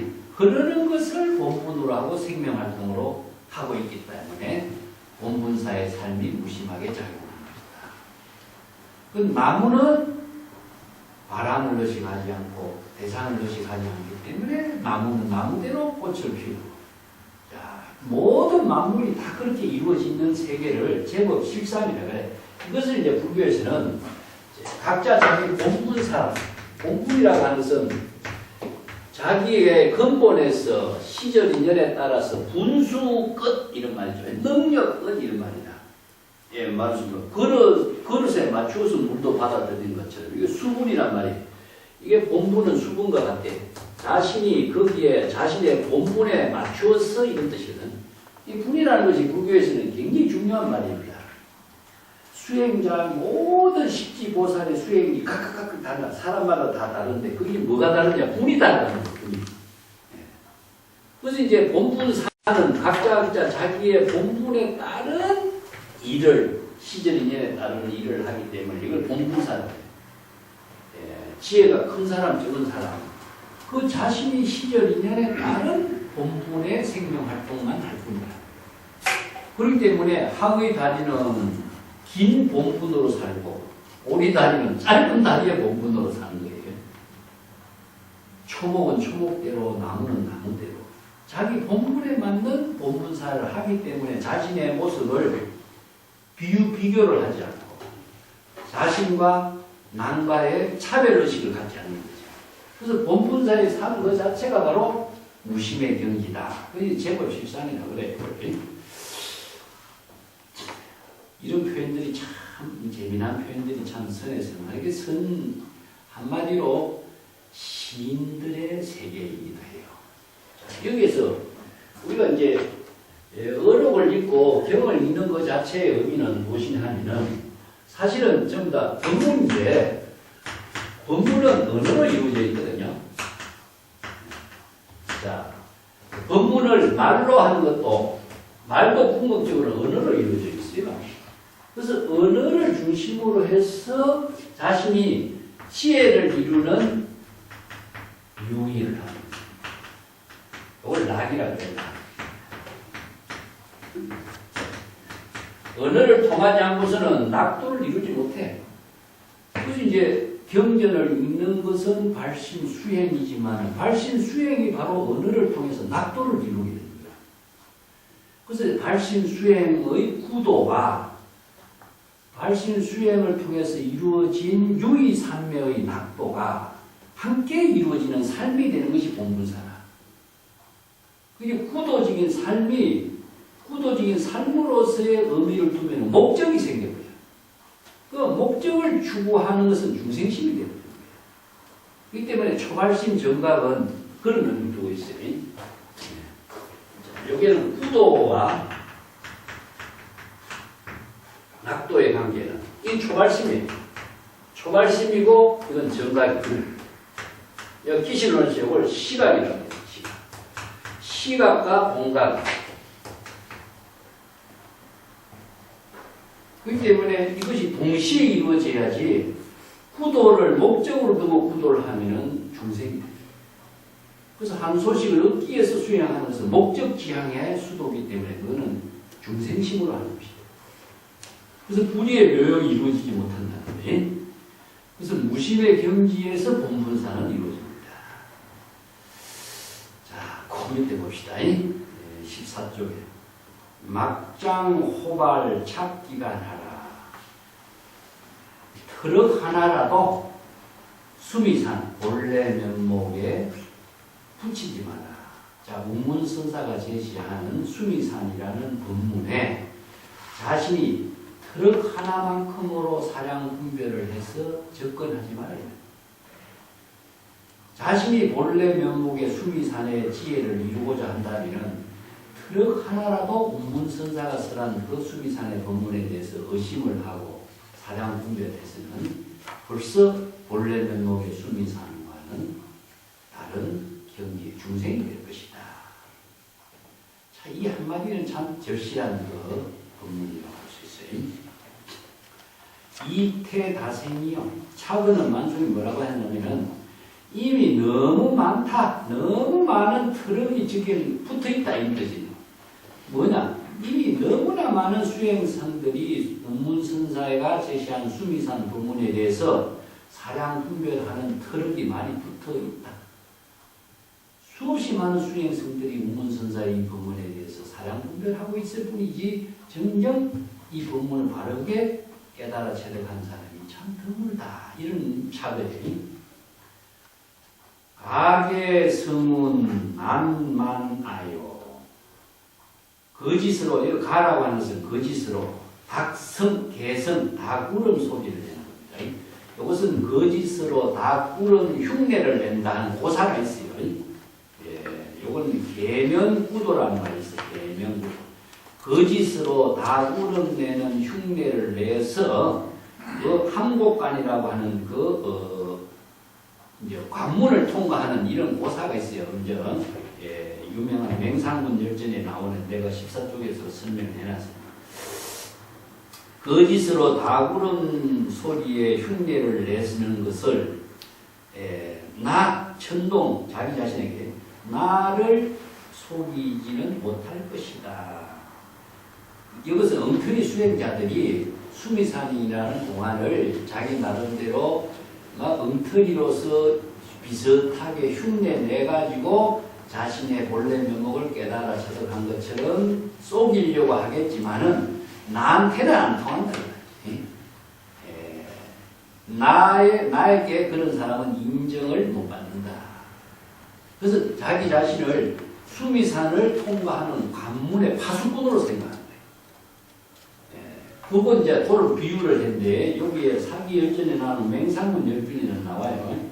맹상문이라는 사람은 제 나라의 이제 혈통, 왕실의 혈통을 가진 사람인데 또 15쪽에 넘어갑시다. 근데 이제 진나라 소왕의 부름을 받아가지고 진나라의 재상이 됐어요. 그래서 진나라 재상에 이제 재상이 되니까 선물로 뭘 주냐? 호백구라고 여우 겨드랑이 털로서 만든 그 갑옷인가 봐요, 이게. 우리는 잘 모르겠는데. 그, 요즘 말하면 뭐 밍크 코트 정도 되나는 모르겠는데, 아주 귀했던, 이게 뭐 왕족이니까 그 당시에 그런 귀한 그 어떤 외투를 갖고 싶나 봐. 그걸 이제 소왕에게 이제 재상이 되고 부름을 받아서 가면서 선물로 줬는데, 그래서 소왕이 신하들이 저 맹상군이라는 사람은 제나라 왕실의 친족이기도 하고 나중에는 진나라를 대반하고 나중에는 도망갈 것이다. 왜 저런 사람을 재상으로 시켰느냐 하니까 이제 진왕이 그러면 안 되겠다. 저놈 가둬야 되겠다. 가둬버린 거예요. 그런데 이제 도망갈 길을 잘 맹상군 식객이라는 것이 뭐냐. 중국에는 식객이라는 사람들이 큰 부잣집에는 많은 식객이 몰려와요. 시를 잘하는 사람, 뭐 그림을 잘 그리는 사람, 노래를 잘하는 사람, 악기를 잘 다루는 사람, 이런 사람들이 식객이 모여. 그 옛날에 우리나라도 옛날에 그런 적이 있어요. 그 식객이 오면은 그 식객들을 대접을 잘 해가지고 같이 좋은 이렇게 생활을 함께 나누는 것이 하나의 또 문화예요. 그런데 맹상군 주위에는 이런 식객이 많았대. 사람이 굉장히 덕인이라 가지고. 그래 이제 진나라 소왕이 몸가게 가둬서 죽이려고 하니까 이거 도망을 가지 않으면 죽거든. 그렇게 하니까 진나라의 소왕의 이제 그 황녀지 부인이지. 그렇게 부탁을 우리 나 좀 이 성에서 빠져나갈 수 있도록 좀 도와달라 하니까 그 호백구 당신이 갖고 있는 호백구 나한테 선물하면 내가 도와주겠다 그런 거야. 그러니까 이미 소왕이께 선물했기 때문에 없잖아요. 그러니까 어떻게 해서 거기에 개 울음 소리를 잘 내는 그 식객이 한 사람이 개 울음 소리를 내는 거예요. 그래갖고 몰래 소왕이 갖고 있는 호백구를 훔쳐다가 그 황녀에게 주고 빠져나오게 되는 거예요. 빠져나오는데 항복관이라고 하는 이제 성을 지나면 관문이 있잖아요. 그죠? 그 항복관은 관문을 빠져나가야 되는데 그 관문을 빠져나가려고 하는데 규칙이 뭐냐. 새벽에 닭 울음 소리가 나야 그 관문이 열리는 거예요. 근데 그러다 보면 뒤에서 쫓아오면 우리 잡힐 것 같고 빨리 빠져나가야 되겠고 이런 시급한 상황에 어떻게 닭 울음 소리 흉내를 잘 내는 또 식객이 있어가지고 닭 울음 소리를 내니까 모든 닭이 다 그 닭 울음 소리를 따라서 울어버린 거예요. 그래서 항복관 관문이 열려가지고 그 맹상군이 이제 이때 그 식객들이 전부 다 항복관을 빠져나와서 살게 된 이야기가 있어요. 그 때문에 그러한 어려운 난간을 빠져나오는 일을 고사를 들여가지고 여기에 그 항복관의 관문, 선의 관문을 지키는 파수꾼이 누구냐? 바로 천동경기다 이거예요. 그렇지만은 엉터리 흉내를 낸 선생들이 이 운문의 수미산이라는 관문을 뚫고 나오려고 하지만 나한테는 안 통한다 이 말이야. 안목을 갖춘 그 파수꾼에게는 그런 흉내내는 거짓은 통하지 않는다. 이게 참 천동경기가 이 개성을 읊으면서 이런 보살을 이렇게 잘 응용해가지고 이런 개성을 읊어요. 참 이게 바로 시인의 세계입니다. 자, 이게 시를 읊는 것 자체가 뭡니까? 바로 유의한다 하는 거죠. 바로 선의 세계를, 선의 지혜를 자신은 시로서 유의하고 있어요. 이거 자체가 바로 자신의 낙도의 세계를 이루는 거예요. 이게 시를 쓸 줄 아는 사람만이 할 수 있는 세계고, 또 그림을 그릴 수 있는 사람만이 할 수 있는 낙도예요. 그것이 바로 도의 삶이 바로 구도적인 삶이고, 궁극적으로 우리가 뭡니까? 바로 낙도의 삶을 이루는 그 능력과 지혜를 가지고 본문사로 사는 것이지, 구도의 의미를 목적에 두는 구도는 이건 구도가 아니죠. 그리고 차이를 두면 안 돼. 대상을 두면은 목적을 두면은 차이가 시간적으로 차이가 생기는 이건 구도가 아니에요. 동시에 이루어져요. 그래서 시각과 공각이 동시에 이루어지는 것처럼 구도와 낙도가 동시에 이루어져요. 그런 경지의 삶을 함께 나누는 것이 바로 이게 경을 보고 어로 있는 거예요. 경을 보는 것은 구도지만 경을 보면서 도를 이루는 것은 낙도가 되잖아. 그 경지가 함께 이루어지는 거지. 그래서 강경 간하의 수행, 방편 수행이라는 방편의 경전을 보는 것은 구도, 방편의 경전을 통해서 자신이 바로 깨달음의 도를 이루는 세계는 낙도가 되는 거죠. 자, 15쪽에 보겠습니다. 미금모호 방과관이라 적당하게 모하다 하면서 애매하다는 뜻이죠. 적당히 으름으름 애매하게 막 이렇게 이 관문을 통과하는 것은 미금 나는 인정하지 않는다. 허락하지 않는다. 다구름 소리 흉내를 내가지고 적당히 으름으름 이 한국관 관문을 선의 관문을 통과하려고 하는 것은 나한테는 통하지 않는다. 이런 이제 개성을 이제 읊었어요. 그래서 거기에 서천영음이요. 서천은 바로 이제 서천축에서 전한 불법의 가르침이 균형하다.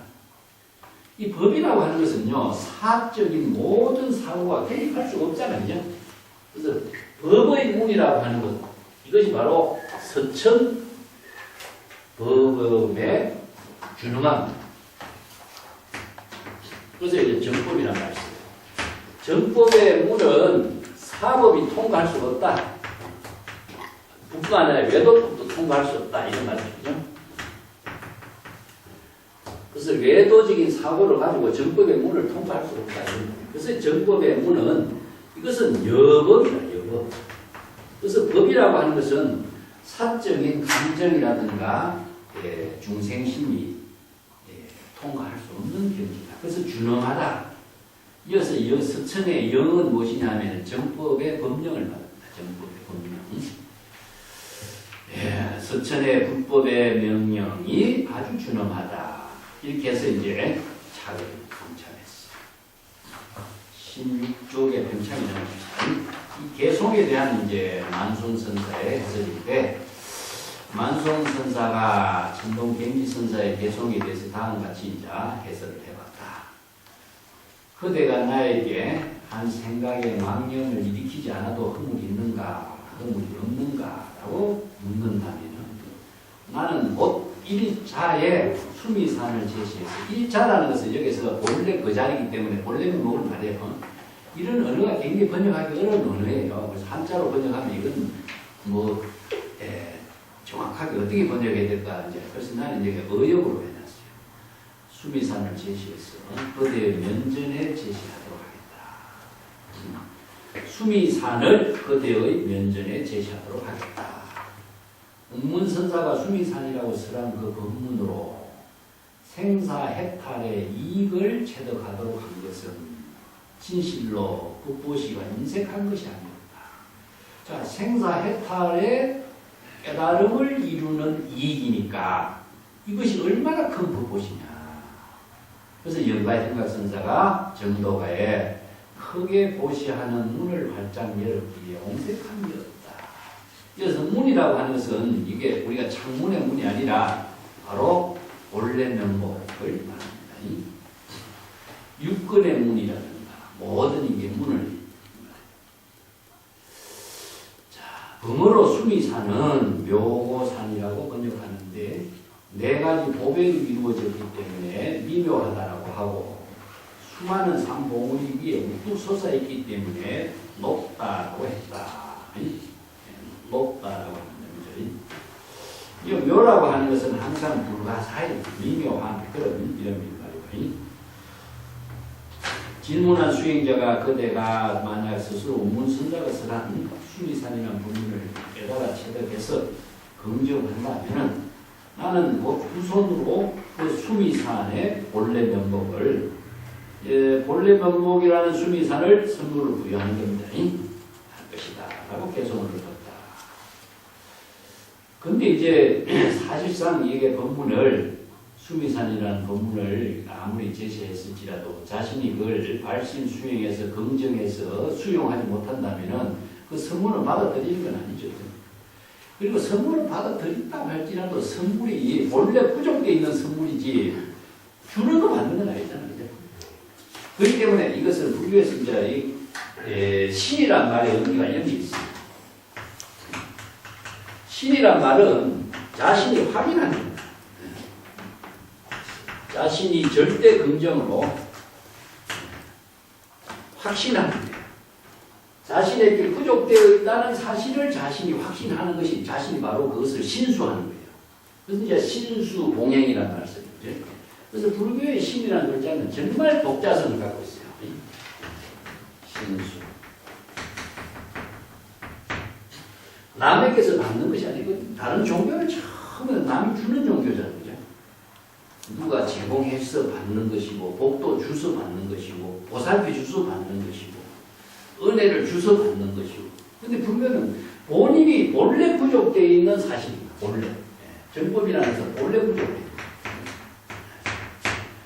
본래 부족되어 있는 경지를 깨닫고 본래 부족되어 있는 경지를 자신이 죽어 있는 생명을 되살리는 작업을 하는 것이 바로 발심수행입니다. 자, 16페이지 맨 밑에 봅시다. 애시에 그대가 마음으로 긍정하는 것이 바로 나의 생명이 통하는 시기다라고 읊은 시가 있다. 이 사실 시절 인연에 따른 자신의 본래 면목 본분사의 일은 항상 여실하게 드러나 지혜로 작용하고 있다. 마치 수미산이 홀로 외롭게 높이 우뚝 솟아있는 산과 그 누가 그 수미산을 덮어서 가질 수가 있겠는가. 그 수미산을 누가 선물로 주지 않는다고 해도 어찌 그대가 그 선물을 받을 본분이 없을 수가 있겠는가. 그대에게 수미산을 부여해 선물해 준다고 해도 이것은 어찌 새로운 선물을 받는 것이라고 할 수 있겠는가. 이게 바로 선생들의 법문이에요. 그치? 본래 명목은 누가 부여해 주는 것이고 선물해서 받는 것도 아니다. 근데 법문의 의미는 무엇이냐. 그러한 사실을 자신이 확신을 갖도록 해줍니다. 자신이 신수할 수 있도록 해주는 힘이 법문인 것이다. 그것을 누가 주서 받는 것이 아니라는 거예요. 이 점이 이제 법보시라는 말씀. 법보시라는 것은 본래 면목을 주는 것이 아니고 본래 면목의 지혜를 본인이 직접 깨달아서 긍정하고 확신하고 본인이 본래 면목의 지혜를 실행할 수 있는 능력을 스스로 발휘하도록 해주는 거죠. 그런 것을 이제 법보시라고 한다. 법문이라고 한다. 자, 그대 들어보지 못했는가. 장경선사가 만상 가운데 홀로 독자적인 생명활동을 하는 몸, 그것을 만상지중의 동로시이다. 이 개성을 읊었는데 오직 각자가 스스로 긍정해야 비로소 그 본래 면목의 동로신을 친견할 수가 있다. 이 친견이라는 것은 그 경지를 본인이 확인하는 겁니다. 이 확신을 확인하고 확신하는 것을 친견이라고. 천동경지선사가 지금 여기 자기 보험분사의 일에서 대단히 함축성 있게 본래 면목을 깨달아 체득할 수 있는 수행법을 개성으로 쓰였다. 이게 공부라고 하는 말이 원래 수행이라고 합니다. 우리가 가나 공부, 이런 공부란 가나 수행이라는 뜻이에요. 공부란 말 벌써 썼어요. 이거는 공부는 사유한다는 뜻입니다. 스스로 깊이 사유해서 그 경지를 자신의 지혜로 이루도록 하는 것이 공부인데, 이게 천동경지선사의 개성은 이러한 수행 방법을 제시하는 개성이다. 근데 만약에 그대가 주저주저하고 망설이고 가까이 다가가지 않고 천리만리 밖에서 대상 경계로 그 수미산을 어느 문자로 대상 경계로 바라만 본다면 본래 면목의 수미산을 깨달아 체득할 수가 없다. 거원선사가 말했다. 이 본분사의 일은 마치 언덕에서 돌이 굴러 떨어지는 것과 같이 청길 절벽에 우뚝 선 것과 같이 자의식과 사량 분별로 접근할 수가 없다. 돌이 굴러 떨어진 데는 뭐 여기서는 낙차가 너무나 심하기 때문에 적이 없는 걸 말해요. 절벽에 우뚝 서 있는 것도 거기에서는 뭐 이연천만하기 때문에 그것은 뭐 무엇으로 사량 분별할 수 없는 경지 이런 부분을 이렇게 표현해. 예. 그러나 그대가 본래 면목의 일찍이 나를 여의지도 않았고 나 또한 일찍이 그대 본래 면목을 빼앗지도 않았다. 본래 면목은 항상 본래 그대로 여여하게 부족되어 있다는 사실이다. 이 말은 앞에서 쓰라는 구절과 대조해 보면은 미혹과 깨달음이 서로 상반되어서 짝을 이루고 있다는 사실이 분명하다. 미혹할 때는 본래 면목을 부족하고 있어도 본래 수미산을 부족하고 있어도 수미산이 부족된 사실을 모르는 거고 깨달음은 어떻습니까? 본래 면목을 대상으로 깨달지 않는 거예요. 본래 면목의 지혜가 온전하게 작용하기 때문에 그래서 이게 대조적이죠. 미혹하면은 대상으로 남아있고 깨달으면은 하나가 되어서 작용해버리는 그 관계를 이렇게 표현하고 있어요. 예. 그래서 미오라고 하는 말 갖고 이제 선생들이 잘 이야기하는데 장경 해능 선사의 그 본문은 우리가 종경록 64척 우리가 지난번에 했는데 이 본문이 너무나 유명하죠. 장경의 본문을 가지고 법안선사하고 자소선사하고 서로 선문답을 통해서 그 대화하는 그런 유명한 그 부분도 있고 아주 유명한 부분인데 여기서 만상지 중에 동로신이라고 하는 말은 천삼천하 유화독존이라는 말과 같아요. 이걸 이제 본래 면목에다가 비유해서 이제 설명해 보면은 같습니다.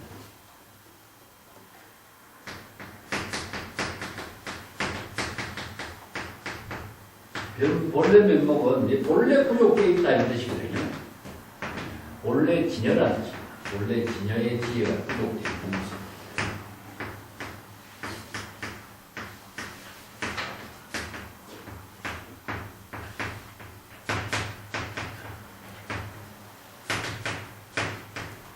그래서 동로신이라고 하는 독이라는 것은 그 유화독존과 같아요. 그래서 천상천하 유화독존 이런 말을 쓰는 거예요. 요건 이제 경전에서는 재불 열애 다음은 재불 세종 재불 법신 전부 이런 표현을 써요. 법화경 같은 데서 이 말 제일 많이 쓰고 기시론에도 이 말 재불 열애 재불 법신 재불 보살 이런 말을 쓰는데 그래서 재불이라고 하는 말이 많은 부처란 말이 아닙니다. 바로 본래 면목의 지혜를 부족한 것을 재불이라고 해요. 근데 이제 우리 그 경전에서는 처음 더 재불하니까 모든 부처 이렇게 다 설명을 했습니다. 오역이 생기죠. 그래서 동로신이라는 것은 불의의 경지라, 독자적이라. 그리고 천상천하 유화독존처럼 절대의 경지에서 본분사의 삶을 살고 있는 것을 비교를 초월한 거예요. 비교가 없어요. 이거 이제 단소 독보라든가 이런 말도 중국 선생들이 쓰는데 비교를 초월했기 때문에 독자적인 생명으로 작용하는 힘을 갖고 있다. 그래서 이제 비교한다든가 대상이 있다든가 하면은 바로 불교는 생명을 잃어버려요.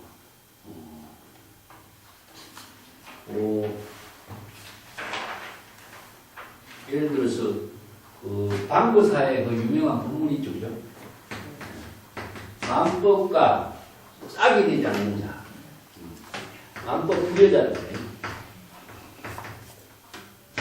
만법과 짝이 되지 않는 자는 누구냐? 우리가 이제 마주는 뭐라고 대답했죠? 일구 흡진 사방.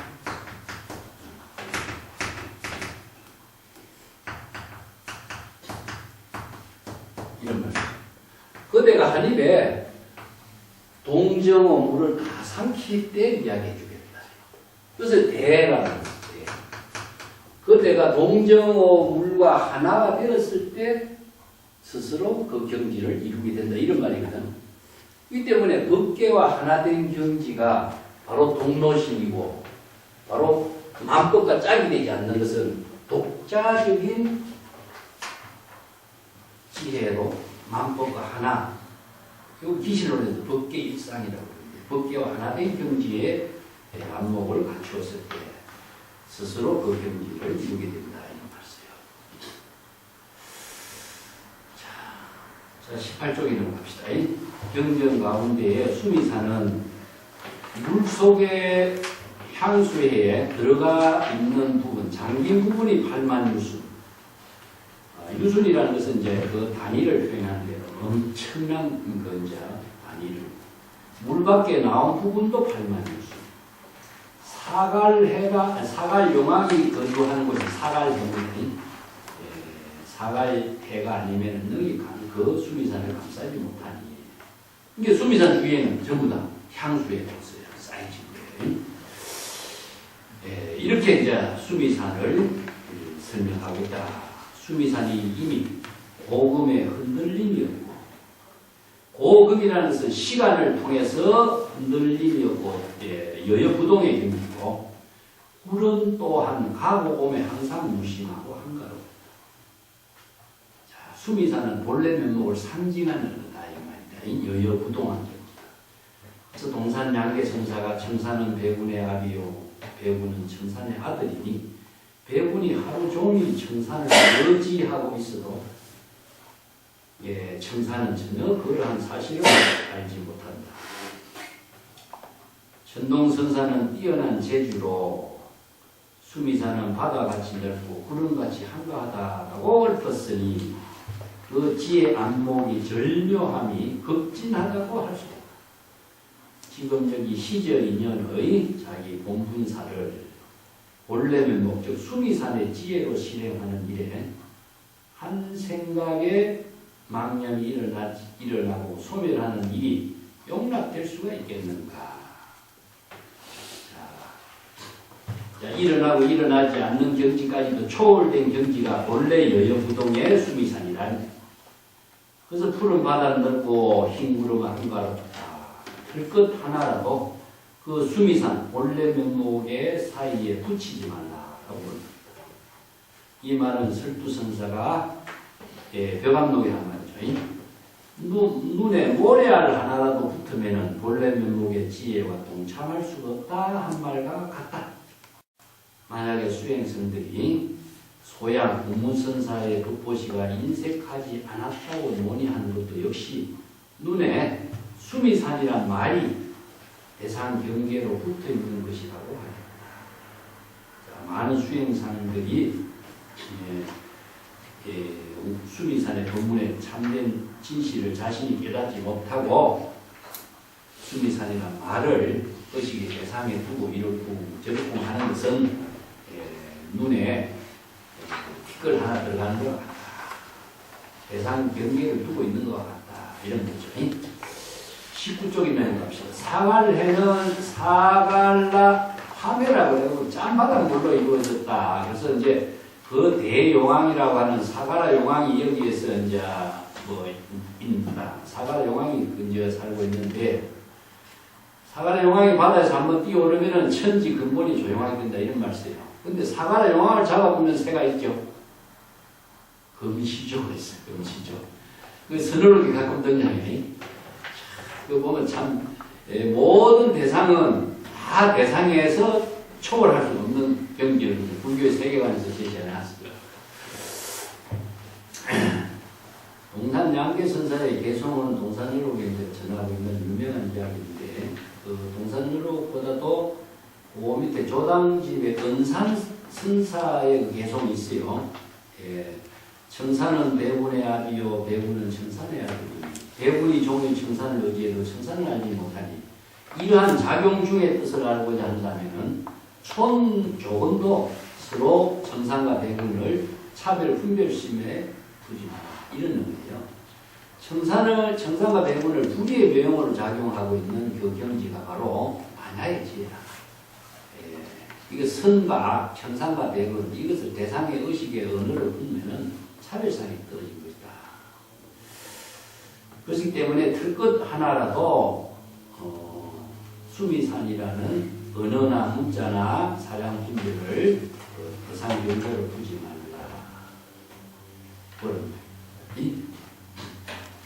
자, 49쪽에 맨 밑에 볼게.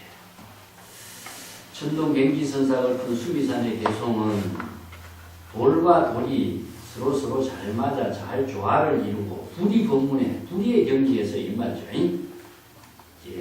바로 수미산의 반야 지혜의 혈맥이 관통하고 한 박자 한 박자가 바로 정법의 명령이니 정법이 여급하게 실행되는 것을 이제 정법의 명령이라고 해요. 망령을 일으켜 사량 분별하며 천착하거나 중생심의 정식으로 정장하게 하는 것이 아니다. 사실 한 생각에 망령도 일으키지 않는 사람이라면 어찌 허물이 있는가 없는가라고 이런 질문을 할 수가 있겠는가. 그러니까 설사 한 생각에 망령도 일으키지 않는다고 할지라도 잘 점검해 보면은 그것이 무슨 일을 그러한 경지에서 무슨 일을 감당할 수 있는 지혜의 힘이 되겠는가.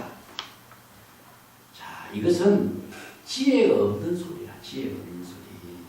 그것이 좋은 경지, 깨달음의 경지, 본래 그 자리라고 이야기하지만 그것은 지혜가 없는 자리입니다. 그래서 거짓으로 다 구는 흉내로 나를 속이지 못하니 적당히 어물어물 관문을 통과하는 것을 허락하지 않는다. 자, 그게 안목 없는 사람에게 통할지 모르지만 나한테는 안 통한다. 전부 엉터리라고 하는 것이 바로 정법의 안목에 보이거든. 이게 사견과 사도로서 정법이 있는 것처럼 행세하는 흉내는 나는 허용하지 못한다. 맹상군은 진나라에 들어가서 재상이 되었는데 그러자 그 진나라의 신하들인 진왕에 이런 말을 했다. 맹상군은 현명한 사람이며 그는 제 나라의 왕족이고 신하다. 그가 진나라의 재상이 되었으나 언젠가는 반드시 제 나라를 우선하고 진나라를 뒤로 할 것입니다. 진나라를 우선한다는 것은 제 나라를 우선한 제 나라를 위해서 진나라를 이렇게 버릴 것이다. 이런 말이에요. 그렇게 되면은 진나라는 위태로울 것이다. 진나라 왕은 맹상군을 감금하고 죽이려 했다. 그래서 맹상군은 왕비에게 풀어줄 것을 요구하니 왕비는 내가 맹상군이 가지고 있는 호백구를 원한다. 그 호백구를 주면 도와주겠다. 그러나 맹상군의 호백구는 이미 진나라 왕에게 바치고 없었고 그때 맹상군을 따르던 식객 중에 한 사람이 좀 도둑질의 능숙해서 개소리 흉내를 잘 내. 그래서 개소리 흉내를 내고 진왕이 있는데 침입해서 호백구를 훔쳐다 왕비에게 주고 그 성에서 빠져나올 수가 있었는데 한밤중에 한곡강까지 도망쳐왔으나 관문의 법칙에는 새벽에 닭이 울어야 사람을 통과시키도록 한다. 그때 맹상군의 식객 가운데 풍헌이라고 하는 사람이 닭 우는 소리 흉내를 잘 냈다. 그가 닭이 우는 소리 흉내를 내자 모든 닭이 울어서 관문이 열리고 맹상군은 진나라 환난에서 벗어날 수가 있었다. 자, 만송선사는 주장자를 들어서 대중에게 들어 보이고 말했어. 마지막 본문이에요. 나 만송은 오늘 선법의 관문을 지키는 파수꾼이다. 내가 지금 선의 관문을 지키는 파수꾼이니까 다 울은 소리 흉내를 잘 낼 수 있는 사람이 있으면 나와서 한번 흉내 내봐라. 그리고 주장자를 벽에 기대 두면서 내가 오늘은 한 수 양보하겠다. 이게 방과일착이라 말고예요. 의문이지 이게. 방과일착은 바둑 한 수를 양보하다는 뜻입니다. 이 바둑에 이게 어렵게 보면 바둑의 용어를 많이 써요. 자, 한 수를 물려주겠다는 거죠. 양보하겠다.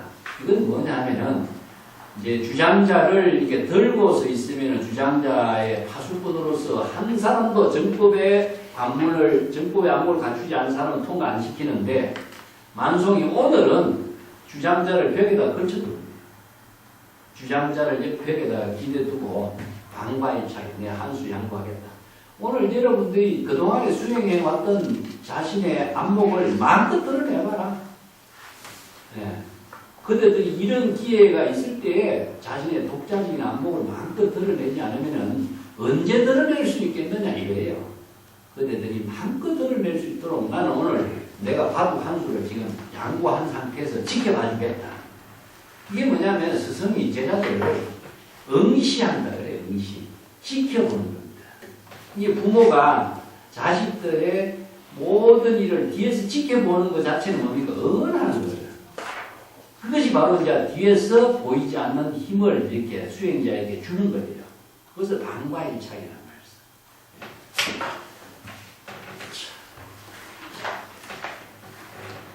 자, 오늘 뭐까지 그럼